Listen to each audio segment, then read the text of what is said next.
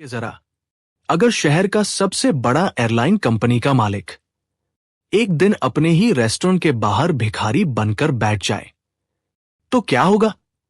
कोई उसे पहचान न पाए, कोई उसे अपनाना न चाहे, पर वही काम करने वाली एक गरीब लड़की उसे खाना खिलाने लगे और फिर दोनों के दिल एक दूसरे से जुड़ जाए। लेकिन असली तूफान तब आता है जब पूरी दुनिया के सामने उसकी असलियत खुलती है और सब लोग दंग रह जाते हैं। दोस्तों, कहानी शुरू होने से पहले एक छोटी सी अपील है। अगर आपको हमारी ये कहानियां दिल को छूती है तो इस वीडियो को अभी के अभी लाइक कर दीजिए, हमारे चैनल को सब्सक्राइब कर दीजिए और आप इस वीडियो को कहां से देख रहे हैं वो कमेंट करके जरूर बताइए, ताकि हम आपका दिल से शुक्रिया कर सकें। तो चलिए दोस्तों, अब शुरू करते हैं आज की सस्पेंस और रोमांच से भरी भावुक कहानी। एक सुबह शहर की सबसे बड़ी हलचल देखने को मिली। रेस्टोरेंट के बाहर एक भिखारी बैठा दिखाई दिया। लोग जब उसे देखते तो या तो मजाक उड़ाते या तिरस्कार भरी नजरों से गुजर जाते। कुछ लोग पैसे फेंक देते, कुछ गालियां देकर निकल जाते, लेकिन किसी को अंदाजा भी नहीं था कि इस फटेहाल कपड़ों वाले इंसान की असलियत क्या है। आरव ने पहली बार खुद को उस जगह बैठाकर देखा जहां जिंदगी का सबसे कड़वा सच सामने आता है। वो सोचने लगा, यही वो जगह है जहां इंसान की असली परख होती है। यहां किसी को तुम्हारे पैसे, तुम्हारी गाड़ियों और तुम्हारे नाम से मतलब नहीं। यहां अगर कोई तुम्हें देखता है तो बस तुम्हारी भूख, तुम्हारी लाचारी और तुम्हारी इंसानियत देखकर ही देखेगा। दिन बीतते गए और आरव हर रोज उसी जगह बैठता। कभी बिना कुछ खाए पिए वापस लौट जाता, कभी लोग जो थोड़ा बहुत दे देते उससे गुजारा करता। लेकिन उसके चेहरे पर अब भी एक अजीब सा सुकून आने लगा था, क्योंकि पहली बार उसने देखा कि इस दुनिया में जीना कितना मुश्किल है उन लोगों के लिए जिनके पास न पैसा है न सहारा। लेकिन उसी दौरान उसकी जिंदगी में एक नया मोड़ आने वाला था। रेस्टोरेंट के अंदर काम करने वाली एक मासूम लड़की, जिसका नाम माया था, कई बार उसे देख चुकी थी। उसकी मासूम आंखों में करुणा और दया भरी हुई थी। हर बार जब वह बाहर से निकलती तो उसे देखकर उसका दिल कसक उठता। आरव को नहीं पता था कि जल्द ही वही लड़की उसकी जिंदगी की सबसे बड़ी वजह बनने वाली है। रेस्टोरेंट के अंदर हलचल हमेशा बनी रहती थी। बड़े बड़े टेबल पर बैठे लोग हंसते गाते खाना खा रहे थे।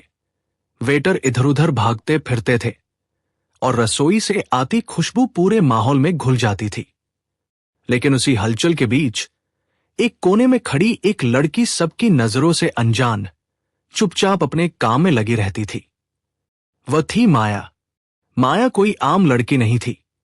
उसकी आंखों में मासूमियत और चेहरे पर एक अलग सी सादगी झलकती थी। गरीबी ने उसके चेहरे पर थकान के निशान जरूर छोड़े थे, लेकिन उसकी आत्मा अब भी निर्मल और उजली थी। वो रोज सुबह जल्दी उठकर अपने छोटे से कमरे से निकलती, पुराने कपड़े पहनती और रेस्टोरेंट में बर्तन धोने, सफाई करने और छोटे मोटे काम करने लग जाती। उसके लिए ये नौकरी ही जिंदगी की सबसे बड़ी सहारा थी। माया अक्सर अपने काम में इतनी व्यस्त रहती कि उसे आसपास की हंसी और मजाक की परवाह नहीं रहती। लेकिन उस दिन जब उसने पहली बार बाहर बैठा हुआ वह भिखारी देखा तो उसके दिल में एक अजीब सी करुणा जाग उठी।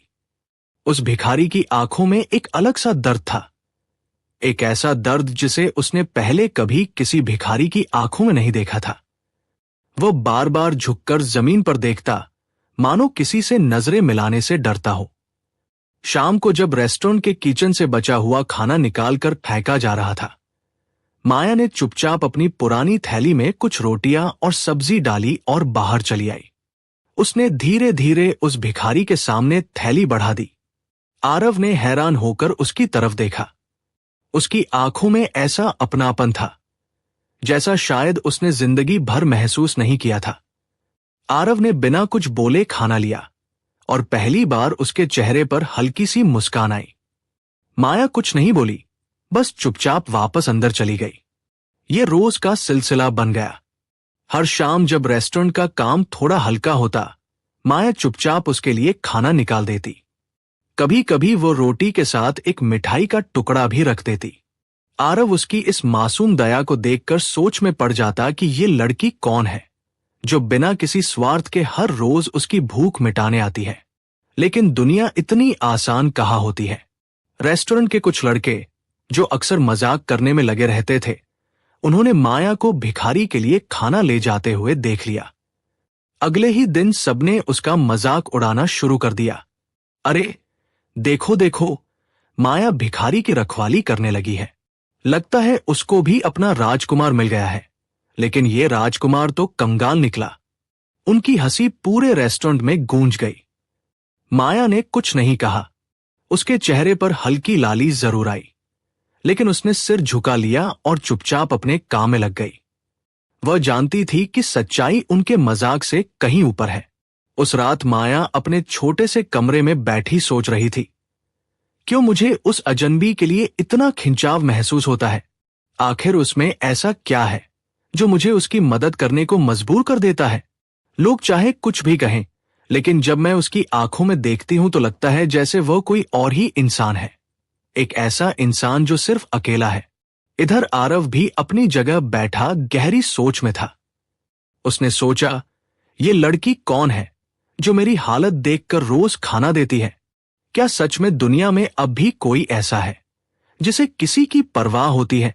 धीरे धीरे माया और आरव के बीच एक अनकहा रिश्ता बनने लगा।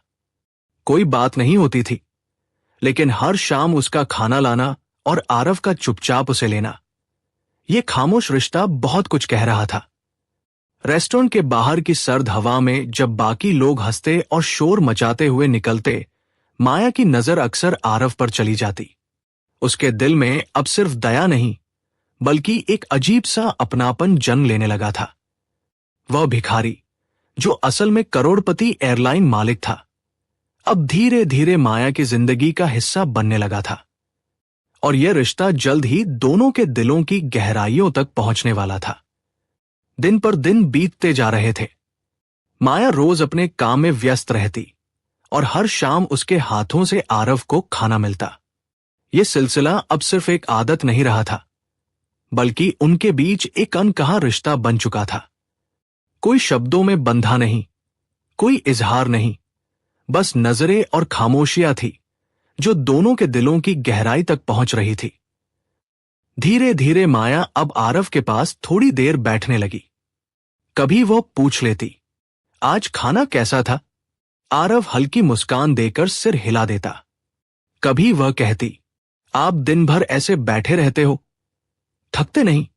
तो आरव चुप रहकर उसकी ओर देखता और उसके मासूम चेहरे में सुकून पा लेता। इन छोटी छोटी बातों ने आरव के दिल में गहरी जगह बना ली थी। उसे पहली बार लगा कि कोई है जो उसे इंसान समझकर देख रहा है, न कि करोड़पति या मालिक समझकर। लेकिन दुनिया की नजरों में यह रिश्ता अब भी अजीब था। रेस्टोरेंट के कुछ कर्मचारी हर बार माया का मजाक उड़ाने का मौका ढूंढते। देखो देखो, माया अपने भिखारी साहब के पास बैठी है। लगता है अब इन दोनों की शादी भी यहीं सड़क पर होगी। उनकी हंसी और ताने चुभते थे, लेकिन माया ने कभी जवाब नहीं दिया। वह जानती थी कि सच्चाई किसी के तानों से नहीं बदलती। माया का मन अब और गहराई से आरव से जुड़ने लगा। उसने महसूस किया कि जब भी वो उसकी आंखों में देखती है तो वहां सिर्फ भूख या लाचारी नहीं, बल्कि एक गहरी उदासी और छुपा हुआ दर्द होता है। और यही दर्द उसे बार बार उसके पास खींच लाता। इधर आरव भी अपने दिल में बदलाव महसूस कर रहा था। उसने पहली बार किसी के लिए बेसब्री महसूस की। जब माया देर से आती तो उसका मन बेचैन हो जाता, और जब वह सामने आकर मुस्कुरा देती तो लगता जैसे पूरी दुनिया उसकी हो गई हो। एक दिन माया उसके पास बैठी थी। ठंडी हवा चल रही थी और सड़क पर शोरगुल था। माया ने धीरे से कहा, तुम जानते हो मैं क्यों तुम्हें खाना देती हूं? क्योंकि जब मैं तुम्हें देखती हूं तो लगता है कि तुम बिल्कुल अकेले हो, और शायद मैं भी अकेली हूं। इसलिए शायद मेरी आंखें तुम्हारी आंखों को ढूंढ लेती हैं। आरव ने उस पल पहली बार उसके हाथों को हल्के से थामा। उसकी आंखों में पानी आ गया और वो बस इतना ही कह सका, तुम्हें नहीं पता, तुम्हारी ये छोटी छोटी बातें मेरे लिए कितनी बड़ी हैं। ये वो पल था जब दोनों के बीच खामोश रिश्ता एक एहसास में बदलने लगा। अब ये सिर्फ दया या अपनापन नहीं रहा, बल्कि एक गहरी भावना थी, जिसका नाम शायद दोनों खुद भी समझने लगे थे। लेकिन इस रिश्ते की राह आसान नहीं थी। मजाक उड़ाने वालों की बातें अब और भी जहरीली हो रही थी। कई बार माया के हाथ से खाना छीन लिया जाता, कई बार उसे डांटकर काम में उलझा दिया जाता ताकि वो आरव के पास न जा सके।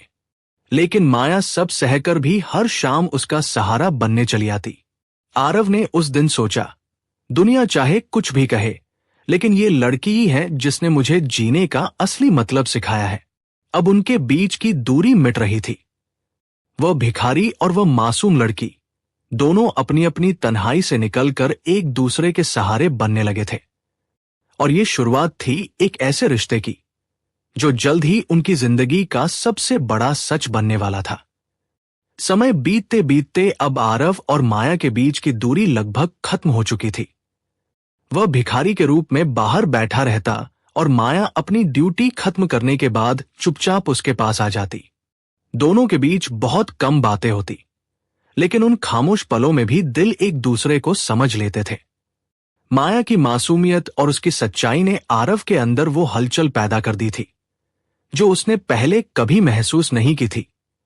आरव ने अपनी जिंदगी में बहुत से लोगों को आते जाते देखा था। कुछ दोस्त कहलाते थे, कुछ रिश्तेदार, और कुछ तो ऐसे लोग थे जो सिर्फ उसके पैसों की वजह से उसके करीब रहते। लेकिन पहली बार उसे किसी से मिलने के लिए कोई दिखावा नहीं करना पड़ा। पहली बार किसी ने उसकी हालत देखकर उसे अपनाया था, बिना ये जाने कि वह असल में कौन है। एक शाम जब हल्की हल्की बारिश हो रही थी, माया छतरी लेकर उसके पास आई। उसने धीरे से कहा, आज बारिश तेज हो जाएगी, यहां भीग मत जाना, ये छतरी ले लो। आरव ने छतरी थाम ली, लेकिन उसकी आंखें माया के चेहरे पर टिक गई। उसके होंठ कांप रहे थे और गला भर आया था।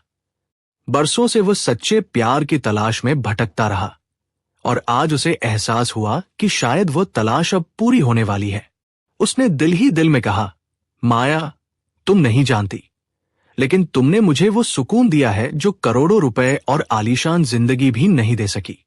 धीरे धीरे आरव का दिल माया के लिए धड़कने लगा। जब वह काम में थककर आती और उसके पास बैठकर बस थोड़ी देर चुप रहती, तो आरव को लगता जैसे उसकी सारी थकान उतर गई हो। जब वो हंसती तो लगता जैसे दुनिया में अब भी खुशबू बाकी है, और जब उसकी आंखें नम होती तो आरव का दिल बेचैन हो जाता। लेकिन उसके अंदर एक डर भी था। वो सोचता, क्या होगा जब माया को मेरी असलियत पता चलेगी? कहीं वह भी दूसरों की तरह मुझसे दूरी तो नहीं बना लेगी? कहीं उसे ये न लगे कि मैं उसे धोखा दे रहा हूं। एक रात जब माया रेस्टोरेंट बंद होने के बाद भी देर तक काम कर रही थी, उसे देखकर आरव के दिल में टीस उठी। उसने पहली बार आगे बढ़कर कहा, तुम इतनी मेहनत क्यों करती हो माया? क्या तुम्हें कभी थकान नहीं होती? माया ने हल्की मुस्कान दी और बोली, थकान तो होती है, लेकिन जिंदगी की मजबूरी इंसान को सब कुछ सिखा देती है। अगर मैं रुक जाऊं तो शायद कल का खाना भी न मिले, लेकिन पता है, जब मैं तुम्हें खाना देती हूं और तुम्हारे चेहरे पर मुस्कान देखती हूं, तो मुझे लगता है कि मेरी मेहनत बेकार नहीं जा रही। आरव उस वक्त टूट गया। उसकी आंखें भर आईं और उसने पहली बार अपने दिल की आवाज को महसूस किया। ये अब सिर्फ सहानुभूति नहीं थी, ये प्यार था, गहरा, सच्चा और बेइंतहा। उसने मन ही मन तय कर लिया कि चाहे जो भी हो, वो इस मासूम लड़की को खोना नहीं चाहता। उसके लिए दौलत, शोहरत और ताकत सब कुछ बेकार था अगर उसे माया का साथ न मिला। उसी रात आरव देर तक सो नहीं सका। उसकी आंखों के सामने बार बार वही पल आते रहे। माया की हंसी, उसकी मासूम आंखें, उसका थका हुआ चेहरा और उसकी निस्वार्थ मदद।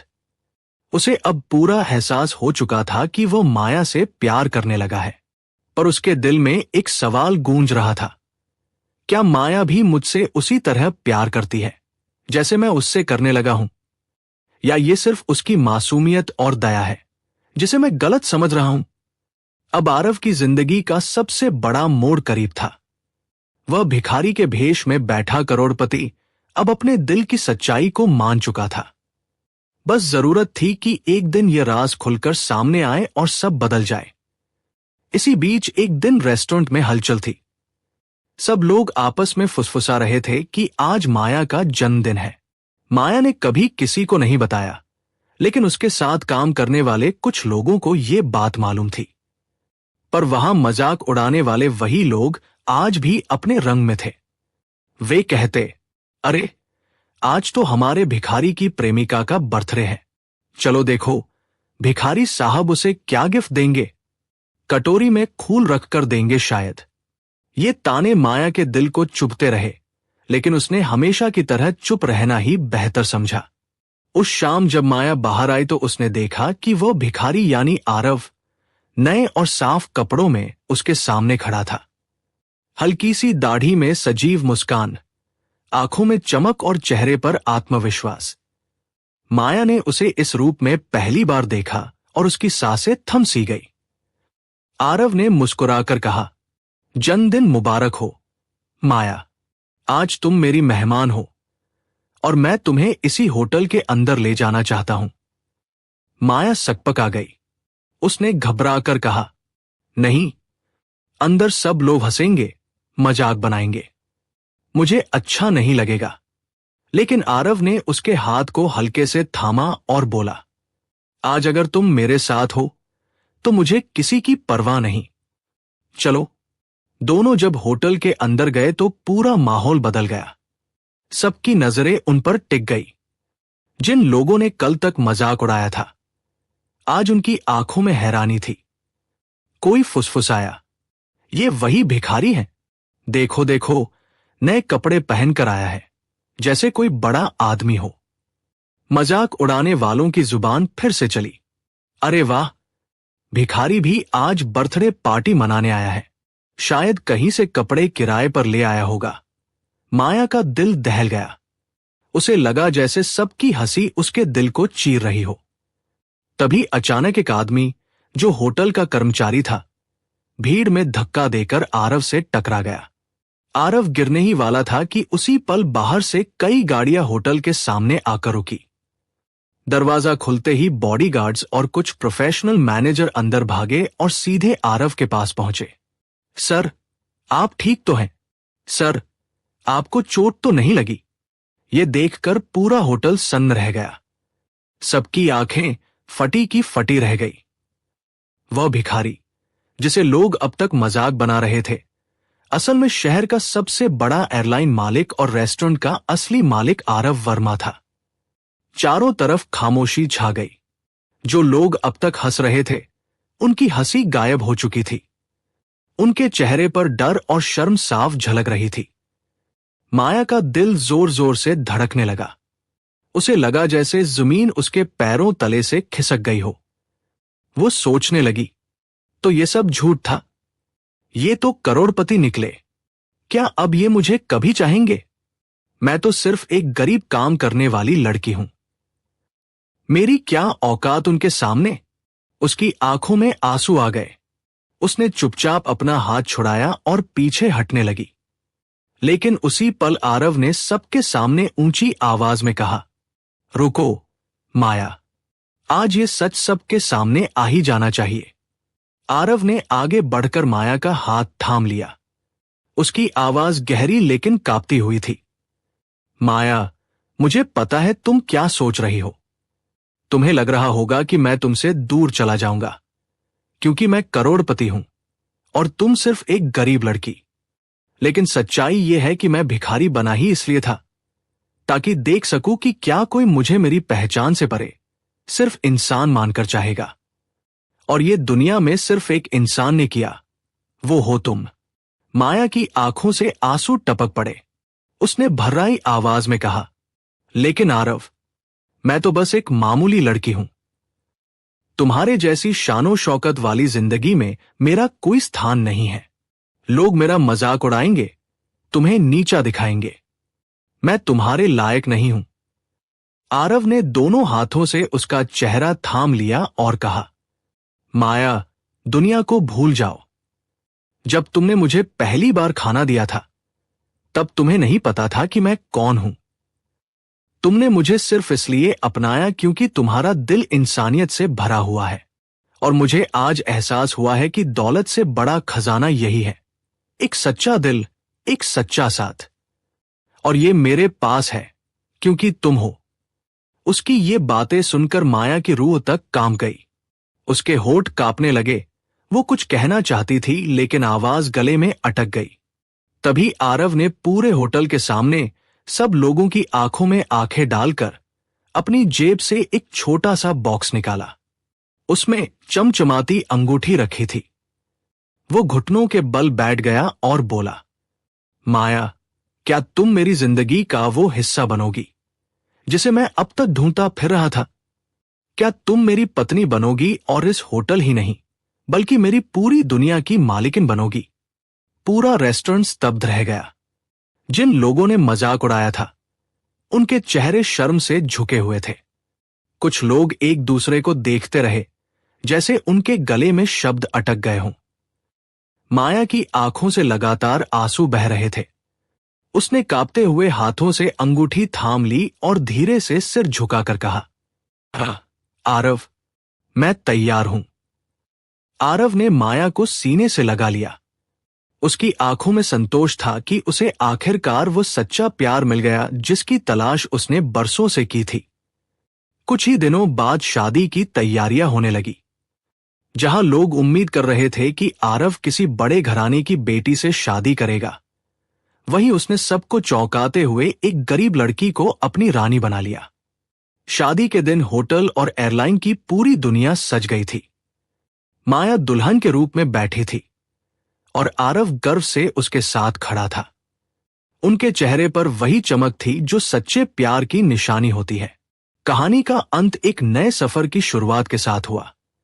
आरव और माया की जिंदगी अब सिर्फ पति पत्नी का रिश्ता नहीं रही, बल्कि एक मिसाल बन गई कि सच्चा प्यार कभी पहचान या दौलत नहीं देखता, वो सिर्फ दिल की सच्चाई को अपनाता है। दोस्तों, इस कहानी से हमें यही सीख मिलती है कि सच्चा प्यार कभी दौलत, शोहरत या बड़े नाम से नहीं होता, बल्कि वो सिर्फ दिल की सच्चाई और इंसानियत से होता है। आरव करोड़पति होते हुए भी अकेला था, लेकिन जब उसने भिखारी का रूप धारण किया, तब माया ने बिना किसी लालच के उसे अपनाया। यही असली मोहब्बत और इंसानियत की पहचान है।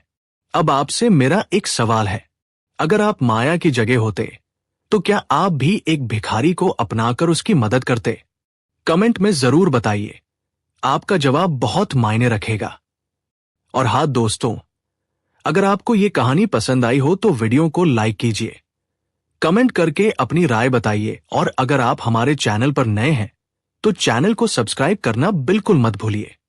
और सबसे जरूरी बात, आप इस वीडियो को कहां से देख रहे हैं, कौन से शहर या गांव से देख रहे हैं, वो भी कमेंट करके जरूर बताइए ताकि हमें पता चले कि हमारी कहानियां पूरे भारत के दिलों तक पहुंच रही हैं। मिलते हैं अगले वीडियो में, तब तक के लिए जय हिंद, जय भारत, जय जवान, जय किसान।